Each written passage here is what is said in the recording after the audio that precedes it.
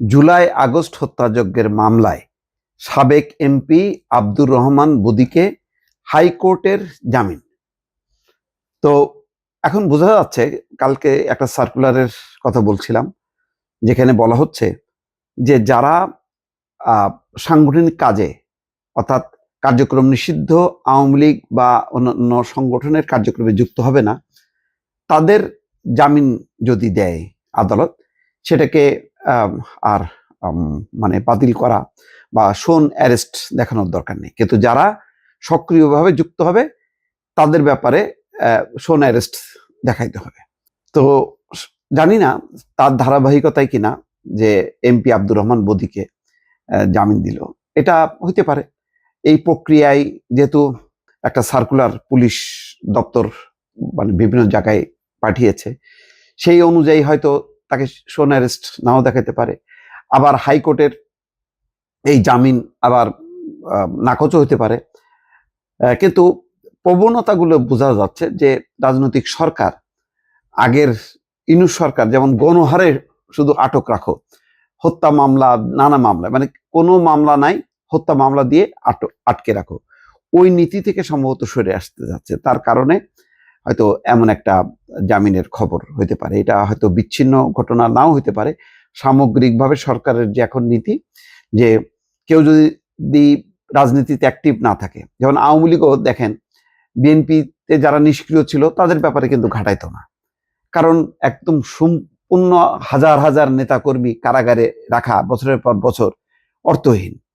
তো এখন হয়তো রাজনৈতিক সরকারও সেই দৃষ্টিভঙ্গি নিয়েছে যে যারা রাজনীতিতে সক্রিয় হবে না, আওয়ামী লীগের সাথে সংশ্লিষ্ট বিভিন্ন সংগঠনে, তাদের ব্যাপারে রিল্যাক্স থাকবে। ঠিক আছে, তারা ব্যবসা বাণিজ্য করে খাক, চলাচল করুক, তাদের একটা স্বাধীনতা, কিন্তু যারা সক্রিয় থাকবে তাদেরকে দেবে না, একটা চাপে রাখা। সেই নীতিটার অংশ হিসেবেই গতকালকেই সার্কুলার হলো। আজকে দেখা যাচ্ছে যে সাবেক এমপি আব্দুর রহমান বদিকে হাইকোর্টে জামিন দিছে, এবং একটা গুরুত্বপূর্ণ জায়গায় আব্দুর রহমান বদি, সে কক্সবাজারের যেই অঞ্চলে স্বরাষ্ট্রমন্ত্রী হচ্ছে সালাউদ্দিন আহমেদ তিনি নিজে, সুতরাং এটার একটা গুরুত্ব থাকবে, রাজনৈতিক ব্যাখ্যাও থাকবে। এটা হয়তো রাজনৈতিক অঙ্গনে একটা চাঞ্চল্য তৈরি হতে পারে। তবে এটা ঠিক যে একটা যে তিক্ততা যে চরম আকারে ছিল ইউনূস সরকারের সময় আওয়ামী লীগের প্রতি বা আওয়ামী লীগের বিভিন্ন অঙ্গ সংগঠনের নেতাকর্মীদের ব্যাপারে, সেই জায়গা থেকে সম্ভবত বিএনপি সরকার সরে আসবে। কারণ এই মুহূর্তে বিএনপি সরকারের সামনে চ্যালেঞ্জ কিন্তু আওয়ামী লীগ না, চ্যালেঞ্জ হচ্ছে জামাত, এনসিপি। কারণ তারা এমন সব কথাবার্তা বলছে, এমন ভাবে চেপে বসে আছে, তারা সংসদেও চাপ দেবে, সংসদের বাইরেও চাপ দেবে। প্রতিটা পদক্ষেপে দেখেন না যে রাষ্ট্রপতি শাহাবুদ্দিন কথা বলছে, এতে জ্বলে উঠছে জামাত, এনসিপি। তারপরে ওই যে আহসান মনসুরকে সরানো হয়েছে, একজনকে গভর্নর নিয়োগ দিছে, সেখানেও সমালোচনা। তারপরে প্রশাসক নিয়োগ করছে বিএনপি, সেখানেও সমালোচনা। অর্থাৎ প্রত্যেকটা কার্যক্রমে এখন এনসিপি এবং জামাত চিৎকার করতে থাকবে।